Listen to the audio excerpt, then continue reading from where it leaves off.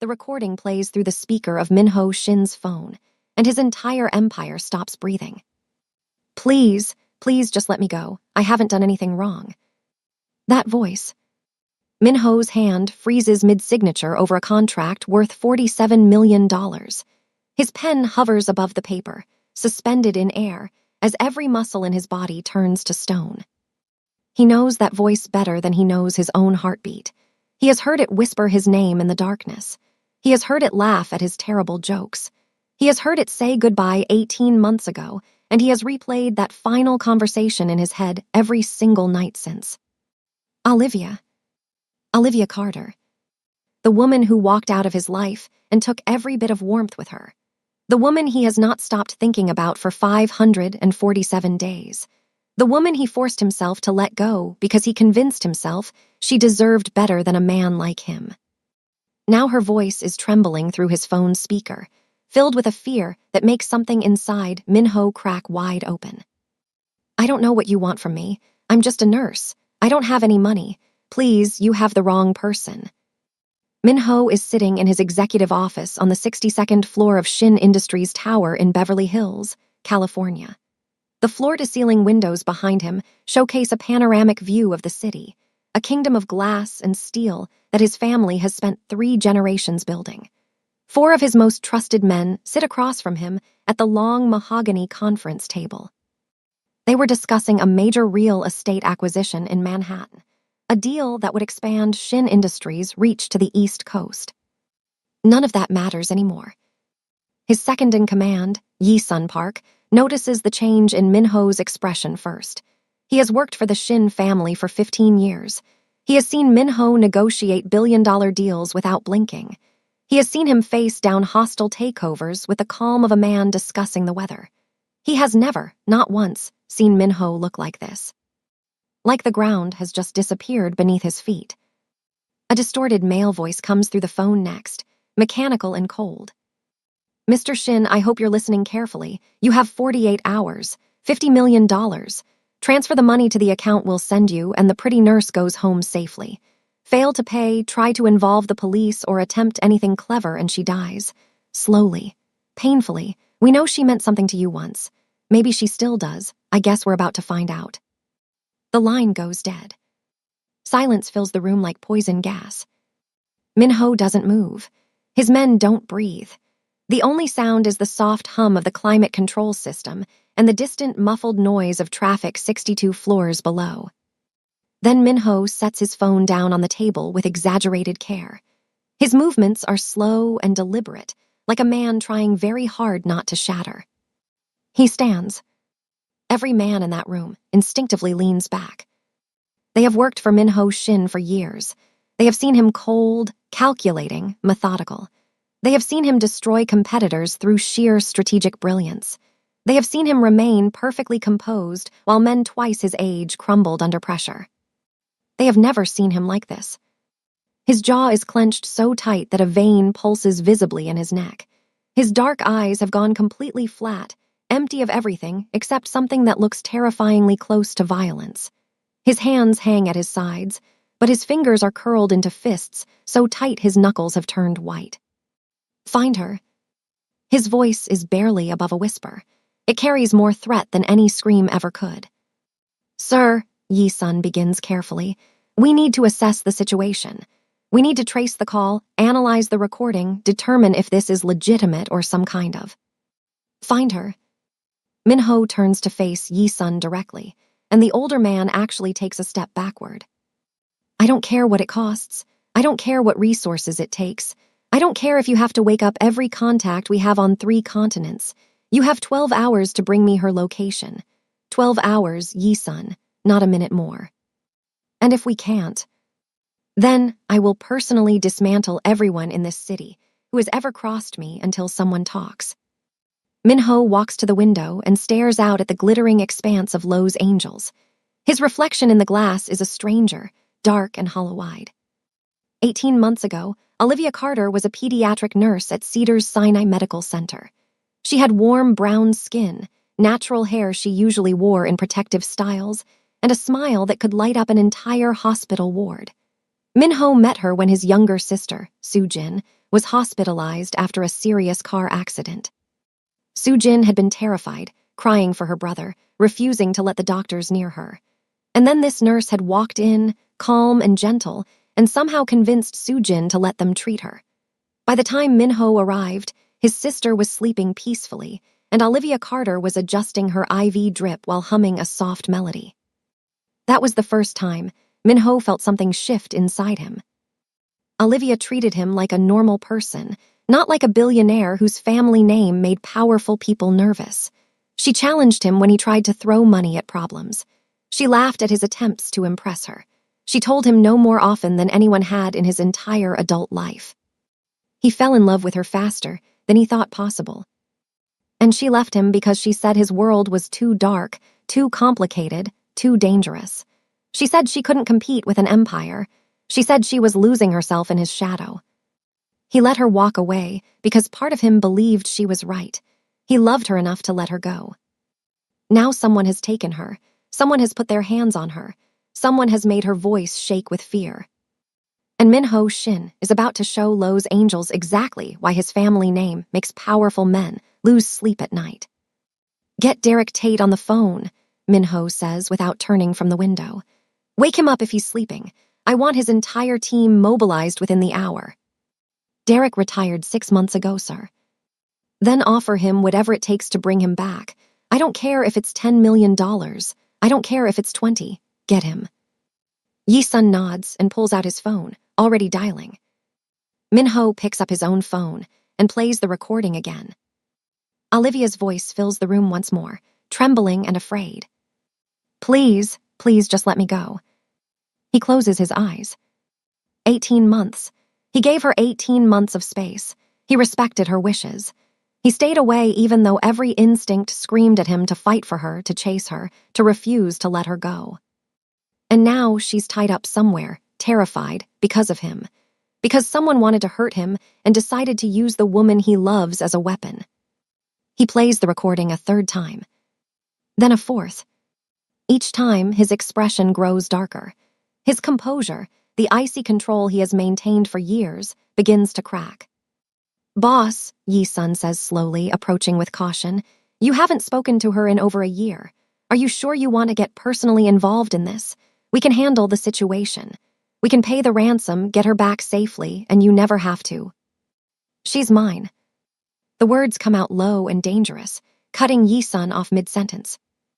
"She was always mine. I just let her forget it." Min-ho turns to face his men, and something has shifted in his demeanor. The shock has transformed into something harder, colder, more focused. "Wake up every contact we have. Activate every resource. I don't care if it costs me $100 million. I don't care if I have to call in every favor this family has accumulated over 3 generations. I want to know who took her, where they're keeping her, and I want that information yesterday." He pauses, and something terrifying flashes across his face. "And when I find them, they're going to wish they had never learned Olivia Carter's name." The men scatter to their tasks immediately. Min-ho remains at the window, staring at his own reflection. Somewhere out there, Olivia is waiting, scared, alone. But not for long. He's coming for her. And heaven help anyone who stands in his way. Now here's the question for you. If you were Olivia, and you found out Min-ho Shin was coming for you, would you feel rescued or even more terrified? Think about that. Drop your answer in the comments below. And if you haven't subscribed, do well to subscribe and like the video as well. Now let's continue. Olivia Carter wakes up with her wrists bound and her head pounding. The last thing she remembers is leaving her apartment building in Palo Alto after finishing a double shift at Stanford Children's Hospital. It was late, almost midnight. She was tired. She remembers fumbling for her car keys, remembers the parking garage being unusually empty, remembers the sudden sharp pain at the back of her head. Then nothing. Now she's here. Wherever here is. She forces her eyes to focus, fighting through the fog of what she suspects is some kind of sedative. The room slowly comes into view. Concrete walls, industrial ceiling, a single bare bulb hanging from a wire overhead. The air is cold and damp, carrying the faint smell of rust and old machinery. A basement, She's in a basement somewhere. Her nursing training kicks in automatically. She does a quick assessment of her own body without moving too obviously. Her head hurts, probably a mild concussion from whatever they used to knock her out. Her wrists are tied in front of her with zip ties, tight but not cutting off circulation. Her ankles are free. No obvious injuries besides the headache. Small mercies. Two men sit about 15 feet away, playing cards at a folding table. They're dressed casually, jeans and dark jackets, and they glance at her occasionally with the bored expressions of people doing a job they find tedious. Professionals, she realizes. These aren't desperate criminals or amateurs. They're organized, careful, methodical. That scares her more than anything else. She tests her bindings subtly, exploring the zip ties with her fingers. They're secure. She won't be able to slip out of them without tools. She's awake, one of the men says without looking up from his cards. The other one, older with a shaved head, sets down his hand and stands. He walks over to Olivia and crouches in front of her, studying her face with detached interest. "Welcome back, sweetheart. How's your head?" Olivia meets his gaze steadily. "It hurts. Whatever you gave me, the dosage was too high for my body weight. You're lucky I don't have a more serious reaction." The man's eyebrows rise slightly. "Got some medical knowledge, do we?" "I'm a nurse, and you clearly have no idea what you're doing." A flicker of irritation crosses his face, but he controls it. "Mouthy, he warned us about that." "Who warned you? Why am I here?" The man smiles without warmth. "You're here because your ex-boyfriend is very, very rich, and apparently he used to care about you a lot. Let's hope he still does." Olivia's blood runs cold. "Minho. This is about Minho." She hasn't spoken to him in 18 months. She changed her number. She moved cities. She blocked every memory of him because that was the only way she could survive leaving him. When she walked away from Minho Shin, she didn't just leave a relationship. She left an entire world. A world of private jets and penthouse apartments and security details. A world where people whispered his name with a mixture of respect and fear.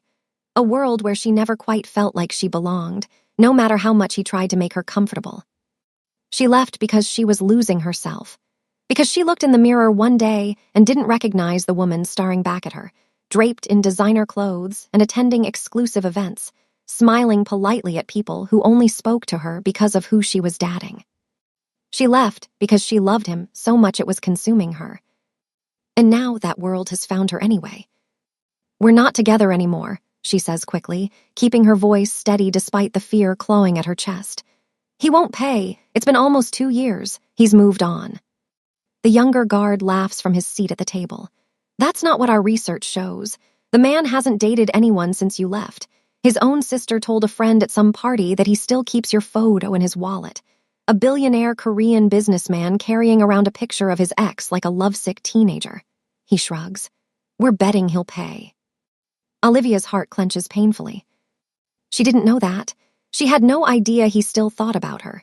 She convinced herself that he had moved on, found someone better, someone who fit into his world properly. The thought that he's been alone all this time, that he kept her photo, that he never stopped. She pushes those feelings down. They won't help her right now. "What do you want?" she asks. $50 million, 48 hours, simple enough. 50 million. Olivia almost laughs despite her terror. "Do you have any idea how insane that sounds? That's not ransom money, that's revenge money." The older guard's expression flickers, just for a moment, but Olivia catches it. "This isn't just about money," she says slowly, her mind racing. "Someone has a grudge against Minho, don't they? Someone wants to hurt him through me." Neither guard responds, but their silence tells her everything. She files that information away. "Can I at least get some water?" she asks, deliberately softening her voice. "I'm dehydrated from whatever you drugged me with. If you want me alive for the exchange, you need to keep me hydrated." The older guard studies her for a moment, then nods to the younger one. "Get her some water." As the younger man moves to comply, Olivia's mind is already working. She thinks about Minho receiving that ransom call. She thinks about his face when he heard her voice on the recording. She knows him. She knows him better than anyone. He won't just pay the ransom and wait. That's not who he is. Minho Shin will burn down the entire city to find her. The question is whether that terrifies her or gives her hope. She remembers the first time she met him, really met him, beyond the professional interaction of nurse and worried family member. It was 2 days after his sister's accident. Sujin was recovering well, and Olivia was working a late shift, grabbing a quick coffee in the hospital cafeteria. Minho appeared next to her in line like a ghost. She didn't hear him approach. One moment she was alone, and the next moment there was this impossibly handsome man in a suit that probably cost more than her annual salary, looking at her with an intensity that made her skin prickle. "You were kind to my sister," he said without preamble. Olivia nearly spilled her coffee. "Excuse me." "My sister, Sujin. You sat with her when she was afraid, you sang to her." Olivia felt heat rise to her cheeks. She hadn't realized anyone was watching during those quiet moments with Sujin. "That's literally my job. Taking care of patients includes emotional support." "Most people are nervous around my family," he continued, as if she hadn't spoken. "They treat us differently, but you treated Sujin like she was just a scared 19-year-old girl, not a Shin." "That's because she is just a scared 19-year-old girl. Money doesn't change how scary it is to wake up in a hospital after a car accident." Something shifted in Minho's expression, a crack in the armor of corporate coldness. "What's your name?" "Olivia Carter." "Olivia," he said it slowly, testing the syllables, and something about the way her name sounded in his voice made her stomach flip. "I'm going to take you to dinner." She raised an eyebrow. "You're going to ask me to dinner, and I'm going to say no because I don't date patients' family members. My sister is being discharged tomorrow. After that, I won't be a patient's family member." "Then ask me again after she's discharged." She expected him to argue. Men like him, men with that much power and wealth, usually didn't accept no for an answer. Instead, he smiled. It transformed his entire face, softening the sharp angles and making him look almost boyish. "I'll be here at 6 o'clock tomorrow evening," he said. "Cafeteria, same spot." And then he walked away, leaving Olivia staring after him with her heart beating much too fast. She should have said no the next day, too. She knew who he was by then. Everyone in that hospital knew the Shin family name. They were old money from South Korea, their empire spanning real estate, technology, and finance across 3 continents. Minho himself had been featured in Forbes multiple times, always described with words like ruthless and brilliant and untouchable. But when he showed up at 6 o'clock, exactly as promised, holding a single white rose and actually asking, if she would please have dinner with him, she said yes. That was her first mistake. Falling in love with him was her second. Now, sitting in this cold basement with her wrists bound, Olivia wonders if she's about to pay for those mistakes with her life. The younger guard returns with a bottle of water and hands it to her awkwardly, since her hands are tied. "Thank you," she says quietly. He looks away, uncomfortable. Good, that's something she can work with. Because Olivia Carter didn't survive growing up in Oakland, didn't put herself through nursing school, didn't build a career based on caring for sick children by being weak. She's scared, terrified actually. But she's not helpless. And she's not giving up. Within 3 hours of receiving the ransom call, Minho has transformed his Beverly Hills headquarters into a war room. The conference room on the 62nd floor now looks like something out of a spy thriller. Multiple screens display maps, phone records, and surveillance footage. A team of analysts works at hastily assembled computer stations, tracking down every digital trace of the phone call. Security personnel move in and out with updates, their faces grim with the weight of the task. Derek Tate arrives at 2 in the morning, looking like he just rolled out of bed, which he did. The former military intelligence officer had been enjoying his retirement in San Diego, spending his days fishing and his evenings not worrying about security threats. One phone call from Minho changed that. Derek is in his early 50s, with silver-streaked hair and the kind of calm that only comes from decades of experience in high-pressure situations. He surveys the chaos of the conference room with practiced efficiency.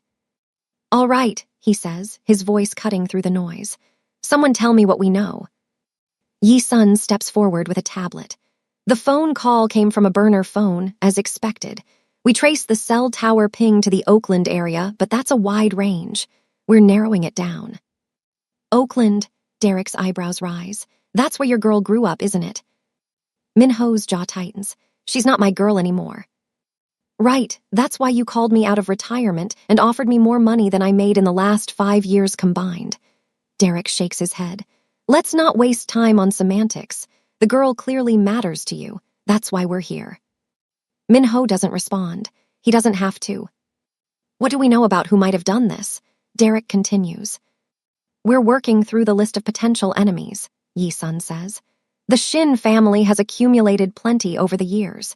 Business rivals, companies they've acquired, individuals who lost out on deals. That list has to be dozens of names long. Hundreds, actually. Derek whistles low. Wonderful. Okay, let's approach this differently. This isn't a random kidnapping. These guys knew about the relationship between Minho and Olivia, which means they did their research. They knew where she worked, where she lived, her schedule. This was planned.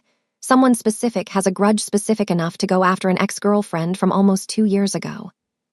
He turns to face Minho directly.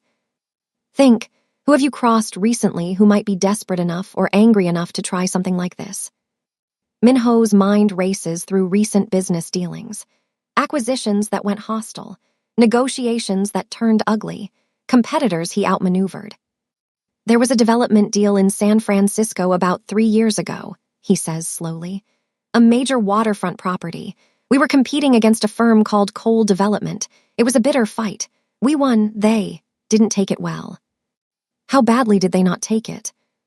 The owner's brother, a man named Raymond Cole, had leveraged everything on winning that bid.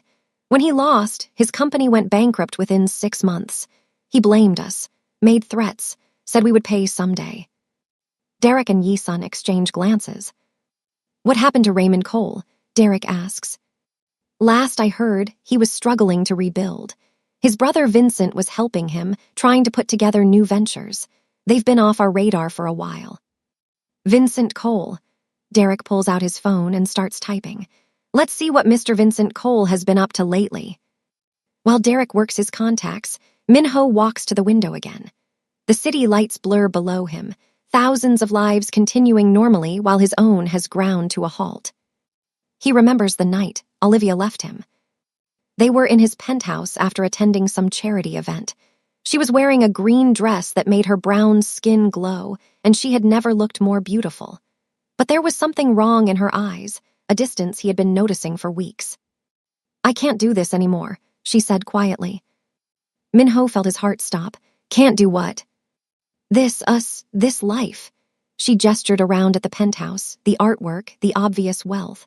I'm losing myself, Minho. I look in the mirror and I don't know who I am anymore. You're Olivia Carter. You're a nurse.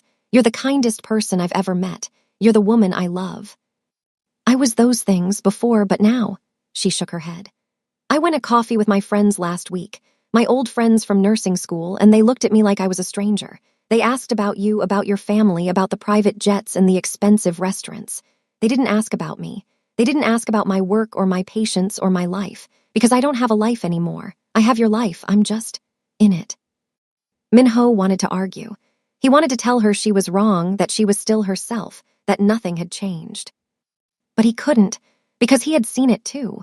The way she had gradually pulled back from her own world to exist in his.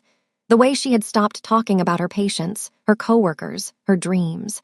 The way she smiled politely at his business associates instead of challenging them the way she used to challenge him. He had watched her dim, and he hadn't known how to stop it.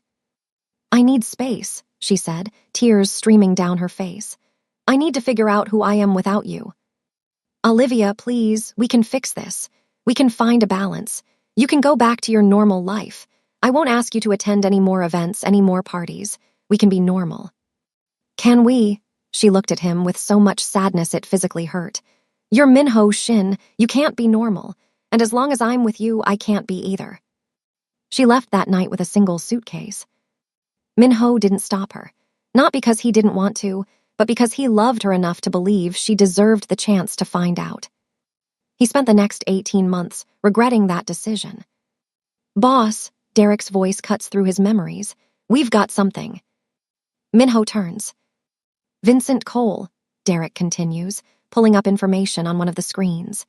He's been quietly building a network over the past 2 years, recruiting muscle, establishing connections, moving money around. Nothing overtly illegal that we can prove, but definitely suspicious. And here's the interesting part. 3 weeks ago, he was spotted in Palo Alto, same city where Olivia has been working. Minho's hands clench into fists. He was scouting her. Looks that way. He must have been watching her, learning her schedule, waiting for the right moment. Do we know where he operates out of? Our contacts suggest he's based out of Oakland. Has some properties there, including a couple of warehouses near the port. Oakland, where Olivia grew up, where her family still lives. They took her back to her hometown. They're sending a message, Minho says quietly. They want me to know they can reach anyone I care about anywhere. Then let's send a message back. Derek's expression is grim. I can have a team ready to move in 6 hours. We'll find the exact location, surveil it, and plan an extraction. 6 hours is too long. She's been in their hands for nearly 10 hours already. Every minute she's with them is a minute something could go wrong. Rushing in without proper intelligence is how people get killed, including the hostage. I know you want her back now, but you have to trust me. 6 hours to do this right. Minho wants to argue. Every cell in his body is screaming at him to move, to act, to find her now. But Derek is right. Recklessness could get Olivia killed. 6 hours, Minho says finally. Not a minute more. Understood. Derek turns to start coordinating with the team. Minho pulls out his phone and looks at the background image. It's a photo of Olivia, taken on a beach in Malibu almost 2 years ago. She's laughing at something he said, her head thrown back, her eyes crinkled with joy. He kept the photo because it reminds him of what happiness feels like. I'm coming, he whispers to the image. Hold on, Olivia, I'm coming. 20 hours into her captivity, Olivia is doing what she does best, surviving. She has been a nurse for 8 years. She has worked in emergency rooms where trauma victims arrived by the dozen. She has held the hands of dying children and delivered devastating news to parents. She has remained calm in situations that would break most people. This is just another crisis. She tells herself that over and over. She has been observing her captors carefully, cataloging every detail that might be useful. There are 5 men total. 2 guard her at all times, rotating in shifts. One seems to be handling communications, constantly on his phone and laptop. 2 others come and go, running errands she can only guess at. The 2 regular guards are the ones she sees most. The older one with the shaved head, whose name she has learned is Marco, is clearly experienced. He watches her with professional detachment, never letting his guard down. The younger one is different. His name is Tyler, and he's maybe 23 at most. He's nervous, constantly checking his phone, fidgeting with his hands. When he looks at Olivia, there's something that might be guilt in his eyes. She files this information away. On the morning of her 2nd day in captivity, Tyler brings her breakfast.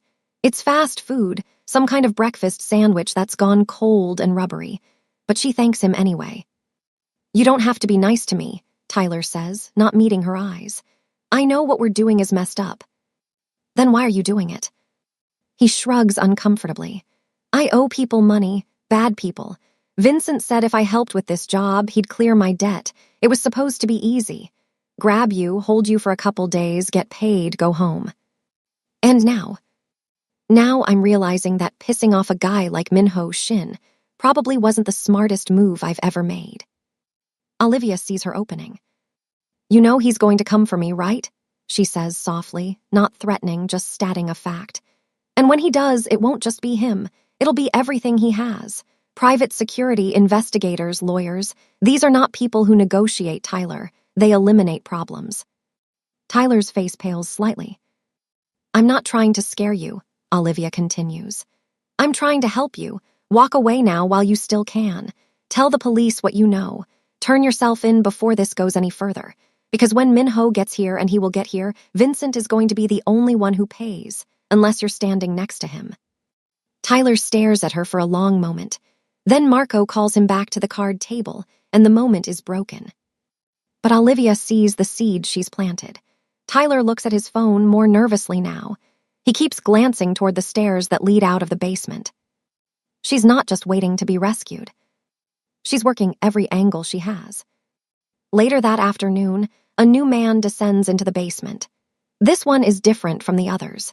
He's wearing an expensive suit, his shoes are polished, and he carries himself with the confidence of someone who believes he's the smartest person in any room. Vincent Cole. He's handsome in a sharp, predatory way, with slicked-back dark hair and eyes that calculate everything they see. He looks at Olivia the way a collector might look at a prized acquisition. "So you're the woman who tamed Minho Shin," he says, circling her chair. "I have to admit I'm not impressed. I expected someone more impressive." Olivia meets his gaze without flinching. "And you must be Vincent Cole, the man who couldn't beat Minho in business, so now he's resorting to kidnapping women. How brave of you." Vincent's smirk falters for just a second. "I hear your brother's company went bankrupt after that San Francisco deal," Olivia continues. "That must have been embarrassing. A whole family legacy destroyed because you weren't good enough to compete with a Shin. Is that why you're doing this? Because you couldn't win fairly?" Vincent's expression darkens. He stops circling and stands directly in front of her. "You should be careful how you speak to me," he says quietly. "You're in a very vulnerable position right now." "Am I? Because from where I'm sitting, you need me alive and undamaged, or Minho won't pay. You're not actually going to hurt me, Vincent. That would defeat the entire purpose." She tilts her head. "You're not a kidnapper. You're a desperate man making a desperate move, and desperate men make mistakes." For a moment, genuine anger flashes across Vincent's face. His hand twitches like he wants to strike her. Then he laughs. It's not a pleasant sound. "I can see why he liked you. You've got fire." He leans close enough that she can smell his expensive cologne. "But here's what you don't understand, Olivia. I don't just want his money. I want him to suffer. I want him to know what it feels like to lose everything he cares about. Money, reputation, power, and you, especially you." Olivia keeps her expression neutral, but her heart is pounding. "My brother Raymond was a good man," Vincent continues. "He worked his whole life to build something, and Minho Shin crushed him like he was nothing. Do you know what happened to Raymond after the bankruptcy? He had a breakdown. Spent 6 months in a psychiatric facility. Lost his wife, his kids, everything. All because your precious Minho couldn't stand to lose one deal. That's business. It's not personal. It became personal when my brother tried to hang himself in a hotel room." Olivia's breath catches. Vincent straightens up, adjusting his jacket. "So yes, I want the $50 million, but more than that, I want Minho Shin to know what helplessness feels like. I want him to know that his money and his power couldn't protect the woman he loves.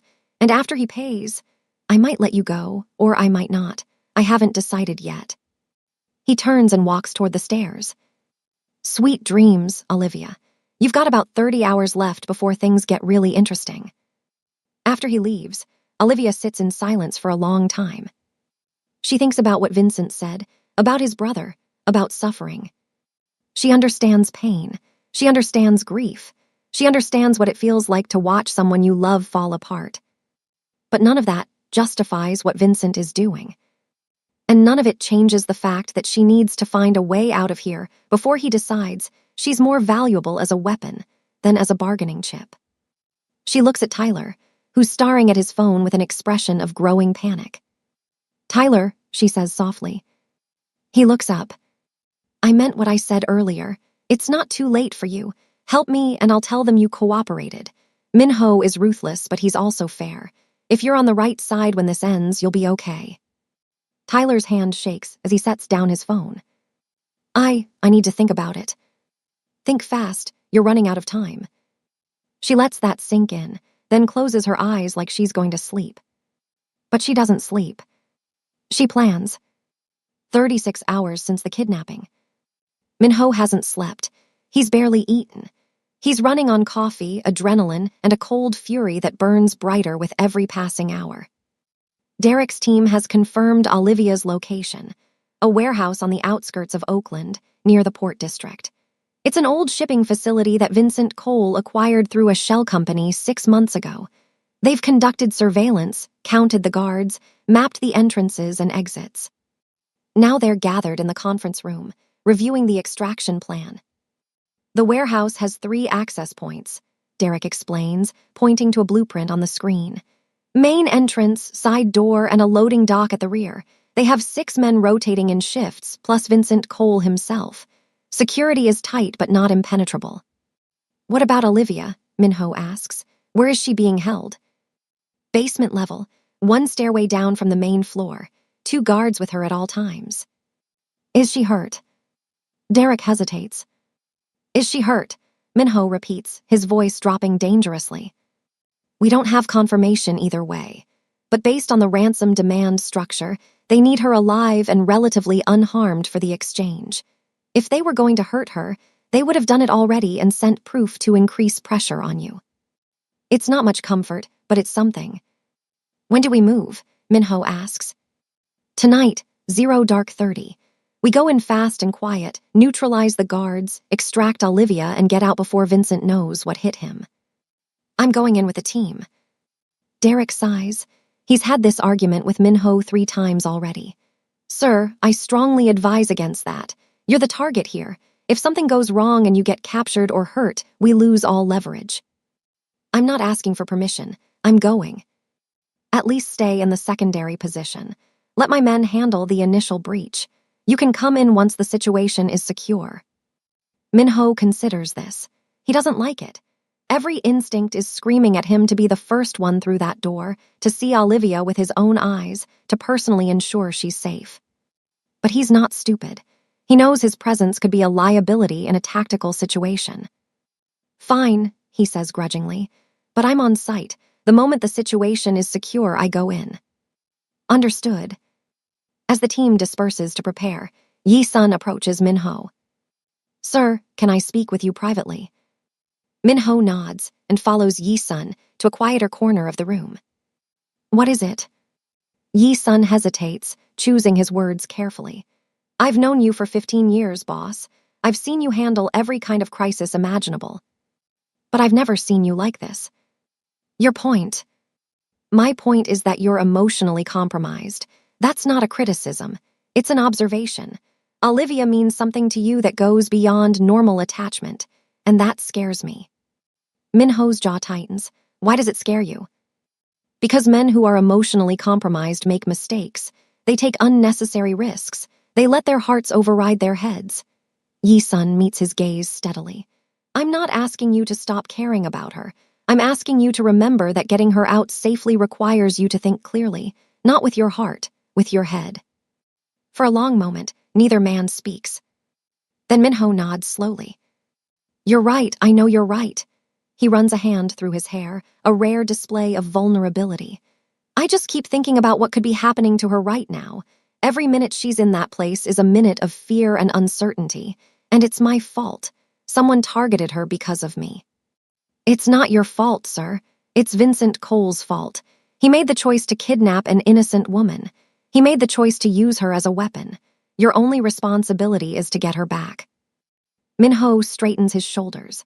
Some of the dangerous fire in his eyes banks, replaced by the cold calculation that made him one of the most successful businessmen of his generation. You're right, he says again. Thank you, Yi-sun, I needed to hear that. That's what I'm here for, sir.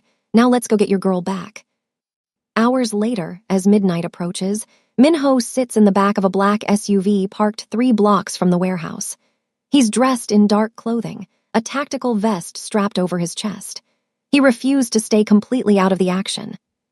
His phone buzzes. A text from Derek, team in position, ready to move on your command. Minho types back, go. And then he waits. The next 20 minutes are the longest of his life. He listens to the radio chatter as Derek's team moves in. He hears the sharp commands, the brief sounds of struggle, the confirmation codes indicating guards are down. Then Derek's voice comes through clearly. Basement secure. We have the package. She's alive. Minho is out of the SUV before the message ends. He runs the 3 blocks to the warehouse without feeling his feet touch the ground. Guards at the perimeter recognize him and let him through. He pushes past the chaos on the main floor, where zip-tied criminals are being lined up by Derek's team, and heads straight for the basement stairs. He takes them two at a time. And then he sees her. Olivia is sitting in a metal chair, her wrists red from the zip ties that have just been cut away. She's pale, tired, and trembling, but she's alive. She's alive. Their eyes meet across the basement, and for a moment, neither of them moves. Then Minho is crossing the room in 3 quick strides and pulling her into his arms so tightly she can barely breathe. "I've got you," he whispers against her hair. "I've got you, you're safe now." Olivia's control finally breaks. She buries her face against his chest and cries, 18 months of distance and denial dissolving in the relief of being held by him again. "You came," she says through her tears. "You actually came. Did you ever doubt it?" She pulls back to look at his face, really look at him. He looks terrible, exhausted, and hollow-eyed, but he's here. He found her. "No," she admits quietly. "I never doubted it." Minho cups her face in his hands, wiping away her tears with his thumbs. "I would burn down the entire world for you, Olivia Carter. Did you forget that?" Before she can answer, a commotion erupts at the basement entrance. Vincent Cole stumbles down the stairs, hands raised, followed by 2 of Derek's men with weapons trained on him. He looks disheveled and furious, his expensive suit wrinkled, his carefully styled hair in disarray. "Mr. Shin," Vincent says, his voice dripping with false cordiality. "How nice of you to join us personally. I didn't expect you to get your hands dirty." Minho releases Olivia gently and turns to face Vincent. The transformation is immediate. The tender concern on his face hardens into something cold and dangerous. "Vincent Cole," Minho says quietly, "you made a very serious mistake." "Did I? It seems to me that I got exactly what I wanted. You're here, watching me, knowing that I had the power to take something from you. Even if you get her back tonight, you'll always remember that I could reach her, that your money and your influence couldn't protect her." Minho walks toward Vincent slowly. Every step is measured, deliberate. "You're right," he says. "I will always remember this. I'll remember every minute Olivia spent afraid in this basement. I'll remember the sound of her voice on that recording. And I'll make sure you spend the rest of your life remembering that you chose the wrong enemy." Vincent's bravado wavers slightly. "What are you going to do? Kill me? You're not that kind of man. You're a businessman, not a criminal." "No, I'm not going to kill you." Minho stops directly in front of Vincent, close enough that Vincent has to tilt his head back to meet his eyes. "I'm going to do something much worse. I'm going to destroy you legally, publicly, and completely." He reaches into his pocket and pulls out a small digital recorder. "This is a recording of a conversation we had with one of your associates. Tyler, I believe his name is. He was very cooperative once my team offered him immunity in exchange for information. He told us everything, Vincent. The planning, the financing, the other investors who helped fund this operation. All of it." Vincent's face goes pale. "By this time tomorrow, federal agents will have warrants for your arrest on kidnapping, extortion, and conspiracy charges. Every asset you have will be frozen. Every contact you've cultivated will distance themselves from you. Your brother Raymond? He'll have to watch his family name dragged through the mud again, this time because of your actions." Minho leans closer. "You wanted me to know what it feels like to lose everything. Now you get to experience it firsthand." He steps back and nods to Derek's men. "Get him out of my sight. Make sure he's processed properly. I want every charge to stick."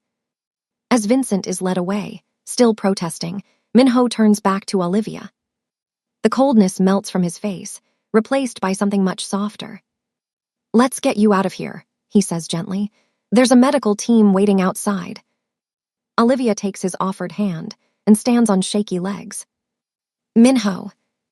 "Yes. Thank you for coming for me, for not giving up." He squeezes her hand. "I never could, I never will. No matter how much time passes or how far you run. You're mine, Olivia, you always have been." She should probably argue with that. She should remind him that she left for good reasons, that nothing has changed, that they can't just pick up where they left off. But right now, standing in this cold basement after 2 days of fear, all she feels is gratitude. And something else. Something that feels a lot like coming home. The next 72 hours pass in a blur of hospital visits, police statements, and media chaos. Olivia is checked into Highland Hospital in Oakland for evaluation. Physically, she's fine, just dehydrated and exhausted with minor bruising on her wrists from the zip ties. Emotionally, she's more fragile than she wants to admit. Minho refuses to leave her side. He sits in the uncomfortable hospital chair next to her bed, fielding phone calls and issuing commands to his team, but never once leaving the room. When nurses come in to check on Olivia, he watches their every move. When doctors deliver updates, he asks detailed questions that reveal he's been reading up on post-traumatic care. Sujin flies in from Los Angeles the morning after the rescue. She bursts into Olivia's hospital room in tears, throwing her arms around Olivia and sobbing apologies. I'm so sorry this happened because of us, Sujin cries.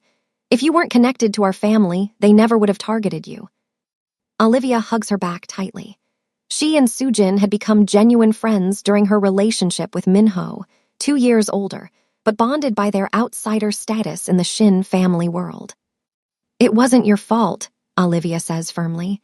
It was Vincent Cole's fault. He made a choice, a terrible, cruel choice, but none of you are responsible for his actions. Sujin pulls back, wiping her eyes. I missed you so much when you left. I know you needed space from my brother, but I missed you. I missed you too, Sujin. I'm sorry I cut you off. Does this mean, are you and Minho going too? Sujin trails off, glancing at her brother who is pretending not to listen from his chair. I don't know, Olivia admits honestly. Right now.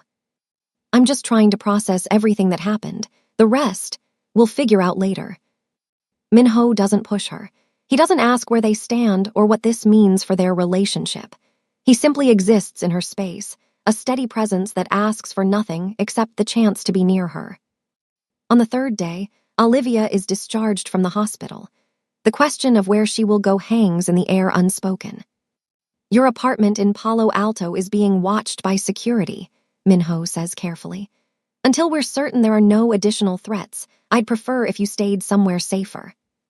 Somewhere safer meaning your penthouse. Somewhere with a full security system, 24-hour surveillance and personnel trained to handle any threat. Yes, my penthouse qualifies. Olivia hesitates. Moving into his home, even temporarily, feels like a step she's not ready for. I have a family in Oakland, she says slowly. My mother, my sister, I could stay with them. And put them at risk. If anyone associated with Vincent is still out there, going to your family's home could endanger them too. He's right, and she knows it. But the thought of being dependent on him again, of slipping back into his world. As if reading her thoughts, Minho says quietly, I'm not asking you to move in with me, Olivia. I have a guest suite on a separate floor. You would have complete privacy. This is about safety, not anything else. And if I want to leave, if I decide I want to go back to my own life, then I'll have security escort you safely to wherever you want to go. No arguments, no conditions. He meets her eyes directly. I'm not trying to trap you. I just want to know you're safe. After everything that happened, I need that peace of mind. Can you understand that? She can, she does. Okay, she says finally. The guest suite, temporarily. Relief flickers across his face before he controls it. Thank you. The first week in Minho's penthouse is awkward but bearable. True to his word, he gives her space. The guest suite is beautiful, with its own living area, bathroom, and small kitchenette. She could go days without seeing him if she wanted to. But somehow, she keeps finding reasons to venture into the common areas. They fall into an unexpected routine, morning coffee together in the main kitchen, sometimes dinner, though he's often working late. Conversations that start careful and slowly become more natural. She learns what he's been doing in the 18 months they were apart. He expanded the business, of course. But he also started a foundation focused on mental health resources for families affected by financial crisis, inspired partly by what happened to Raymond Cole's family and partly by his own father's struggles after the betrayal that nearly destroyed the company. I kept thinking about what you said, he admits one evening. About my world being too dark. I couldn't change everything, but I could try to add some light where I could. That's actually really beautiful, Minho. He shrugs, almost embarrassed. It's not enough, it will never be enough, but it's something. She learns that he hasn't dated anyone since she left. She learns that he visits his father's grave every month to talk to him. She learns that behind the cold exterior she fell in love with, there's a man who cares deeply and hurts privately and has spent his whole life trying to live up to impossible standards. And slowly, despite every wall she's tried to maintain, she feels herself falling for him all over again. 1 month after the kidnapping, Olivia knows she can't keep avoiding the conversation they need to have. She finds Min-ho in his home office late one evening, surrounded by paperwork and glowing computer screens. He looks up when she knocks on the doorframe, and his whole face softens in that way that still makes her heart skip. "Can we talk?" she asks. He closes his laptop immediately. "Of course, is everything okay?" She walks in and sits in the chair across from his desk. For a moment, she just looks at him, taking in the face she knows so well. The sharp jaw, the intelligent dark eyes, the way his hair falls across his forehead when he's been running his hands through it in frustration. "I need to tell you why I really left," she says. "The truth this time." He goes very still. "Okay." Olivia takes a deep breath. "I told you it was because your world was too dark, too complicated, that I was losing myself, and that was true, but it wasn't the whole truth." She pauses, gathering her thoughts. "The whole truth is that I was terrified of how much I loved you. I had never felt anything that intense before. It consumed me. Every moment I wasn't with you, I was thinking about you. Every decision I made, I filtered through how it would affect our relationship. I stopped being Olivia Carter, independent woman with her own life and dreams. I became Min-ho Shin's girlfriend. That was my entire identity." Her voice cracks slightly. "And the worst part of me was okay with that. Part of me wanted to disappear into you, to let you take care of everything, to give up all the hard parts of life and just exist in your shadow. That terrified me, because that's not who I am. That's not who I want to be." Min-ho listens without interrupting. His expression is unreadable. "So I ran," Olivia continues. "I convinced myself that distance would fix everything, that if I could just get away from you, I would find myself again. And in some ways, I did. I rebuilt my career. I made new friends. I created a life that was entirely my own. And now," she looks at him directly, "and now I've realized that running away didn't fix the underlying problem. The problem wasn't you or your world. The problem was me. My fear of vulnerability, my discomfort with depending on someone else, my inability to trust that love didn't have to mean losing myself." She reaches across the desk and takes his hand. "I'm not saying I'm fixed. I'm not saying I have all the answers, but I know I don't want to run anymore. I know that what I feel for you hasn't gone away, no matter how hard I tried to make it. And I know that if we're going to try this again, I have to be honest with you about all of it." Min-ho is quiet for a long moment. When he finally speaks, his voice is rough with emotion. "I thought you left because I wasn't enough. Because my family's history, my reputation, the enemies that come with our name, I thought all of that made me impossible to love." "No," Olivia says firmly. "You were never the problem, Min-ho. You were always enough. Too much, actually. That's what scared me." He stands up and walks around the desk. She stands too, and they face each other in the dim light of his office. "I can't promise that my world will be less complicated," he says quietly. "I can't promise there won't be threats or challenges or people who want to hurt me through the ones I love. That's the reality of who I am. I know. But I can promise that I will never let you disappear into my shadow. I fell in love with Olivia Carter, the nurse who challenged me, who laughed at my attempts to impress her, who wasn't afraid to tell me when I was being an idiot. I don't want a princess in a tower. I want a partner, an equal." He takes her face in his hands. "If we do this again, we do it properly. You keep your career. You keep your friends, your independence, your identity. We figure out together how to balance your world and mine.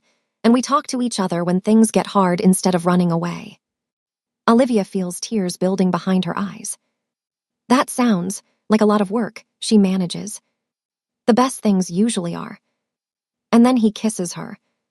It's not like the desperate, relieved kiss in the basement after her rescue. This one is slow and deliberate, a promise and a question all at once. When they finally break apart, Olivia is smiling despite her tears. I missed you, she whispers. I missed you too, every single day. She laughs shakily. So what happens now? Now, he pulls her close against his chest. Now we start over, properly this time. First date, no expectations, no baggage from before, just you and me figuring this out. You want to date me, like go to restaurants and movies and all of that. Why not? I never got to do that with you before. Everything happened so fast, and then you were already part of my life. This time, I want to do it right. Olivia considers this. It's strange, the idea of dating someone she already knows so intimately. Someone whose body she's mapped with her hands, whose secrets she's kept, whose heart she's broken and somehow been given a second chance with. But maybe strange is exactly what they need. Okay, she says. First date, but I get to pick the restaurant. He smiles, that real smile that transforms his whole face. Deal. The next 3 months are the happiest of Olivia's life. Minho keeps his word about dating properly. They go to restaurants, not the fancy exclusive ones where everyone stares, but quiet neighborhood spots Olivia finds on Yelp. They see movies at regular theaters, sharing popcorn and debating about plot holes afterward. They walk on the beach at sunset, holding hands like teenagers. They also fight. Properly, loudly, the way they never did before because Olivia was too busy trying to fit into his world to express her real feelings. They argue about his workaholic tendencies, about her reluctance to let him help with anything, about the security team she finds suffocating and he finds essential. But they always talk it through. They always find their way back to each other. Olivia takes a position at UCLA Medical Center, returning to pediatric nursing with renewed passion. She keeps her own apartment, a small place in Santa Monica that she insists on paying for with her own salary. She visits Minho's penthouse often, sometimes staying the night, but she maintains her independence fiercely. Minho doesn't push. He understands now what she needs, and he's willing to give her space to find her own balance. 3 months into their renewed relationship, Vincent Cole's trial begins. Olivia is called as a witness. She's terrified, not of Vincent, who looks much smaller and less threatening in an orange jumpsuit, but of reliving those 46 hours in the basement, of speaking those memories out loud in front of strangers. Minho sits in the front row of the courtroom gallery every single day. When Olivia takes the stand, she looks at him and draws strength from his steady presence. She tells her story, all of it. The fear, the uncertainty, the moments when she thought she might not survive. She speaks clearly and directly, refusing to let Vincent Cole see her break. The jury convicts him on all counts. He's sentenced to 25 years in federal prison. Afterward, outside the courthouse, Olivia feels a weight lift off her shoulders that she didn't know she was carrying. It's over, she says, almost disbelieving. It's over, Minho agrees. He'll never hurt anyone again. That night, for the first time, Olivia moves her things into the penthouse, not the guest suite, his room, their room. It's a step she's been hesitant to take, a line she wasn't sure she was ready to cross. But something about watching Vincent get carried off in handcuffs, knowing he'll spend the next 2 decades paying for what he did, gives her the closure she needs. She's not running anymore. She's choosing to stay. 1 year after her rescue, Minho takes Olivia to Aspen, Colorado. He tells her it's a celebration of her 1-year anniversary of being safe, of them being together again. He books the most exclusive suite at the Little Nell, with views of the snow-covered mountains that take her breath away. What he doesn't tell her is that he's been carrying a ring in his pocket for 3 months, waiting for the perfect moment. The evening starts with dinner at Element 47, the resort's acclaimed restaurant. They eat, they laugh, they talk about everything and nothing. Minho watches Olivia's face in the candlelight and feels a contentment he never knew was possible. After dinner, he leads her to a private balcony overlooking the mountain range. The stars are impossibly bright, unmarred by city lights. Snow blankets everything in white, peaceful and pristine. Minho, Olivia says, her breath visible in the cold air. This is beautiful, but I'm freezing. Can we go back inside soon? 1 moment, he says. There's something I need to say first. Something in his voice makes her turn. And then she sees him. On one knee. In his hand is a ring, a stunning emerald surrounded by diamonds in a vintage setting. He chose emerald because she once told him diamonds were too expected, too common, and emeralds reminded her of new beginnings. He remembered. Of course he remembered. "Olivia Carter," he says, and his voice is steady despite the emotion in his eyes. "18 months ago, I let you walk away because I thought you deserved better than me. Better than my complicated family, my dangerous world, my obsessive need to protect the people I love." Olivia's hand covers her mouth. Tears are already building. "But then someone took you, and I realized something that should have been obvious all along. There is no version of my life that makes sense without you in it. There is no empire worth building, no success worth achieving, no amount of money or power that means anything if I can't share it with you." He takes a shaky breath. "You make me better, Olivia. You remind me who I wanted to be before I buried that person under years of cold calculation and survival. You challenge me, you frustrate me, you refuse to let me get away with anything, and I love you more for it." He holds up the ring. "I'm not asking you to become someone else. I'm not asking you to give up your career, your independence, anything that makes you who you are. I'm asking you to let me spend the rest of my life trying to deserve you.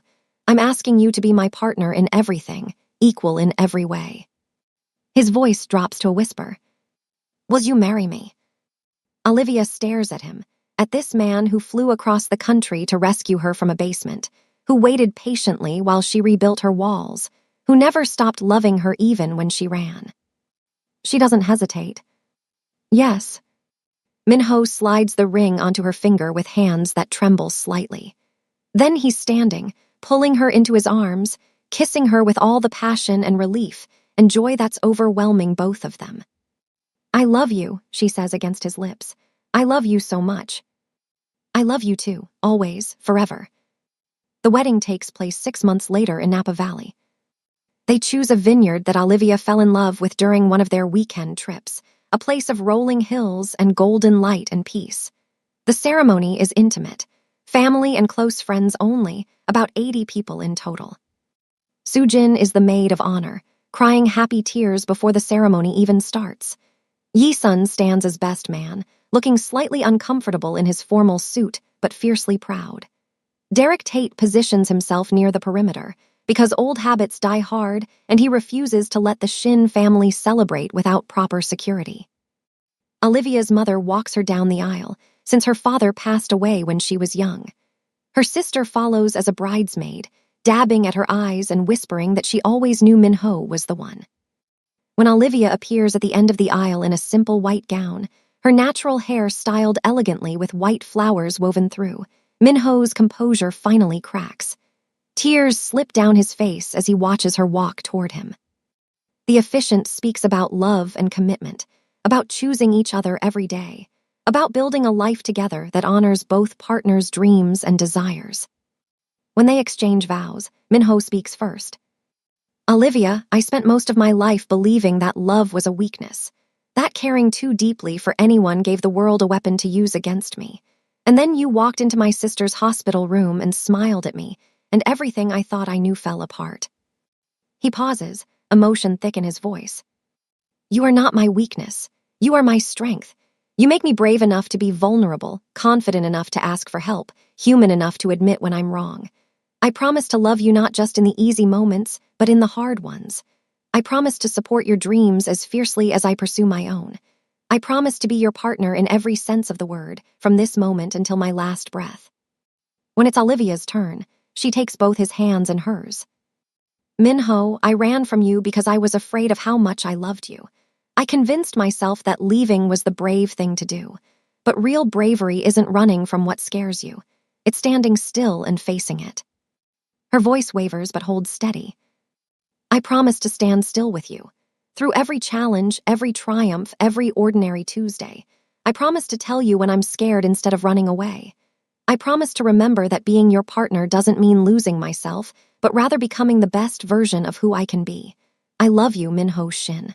I choose you, today and every day for the rest of our lives."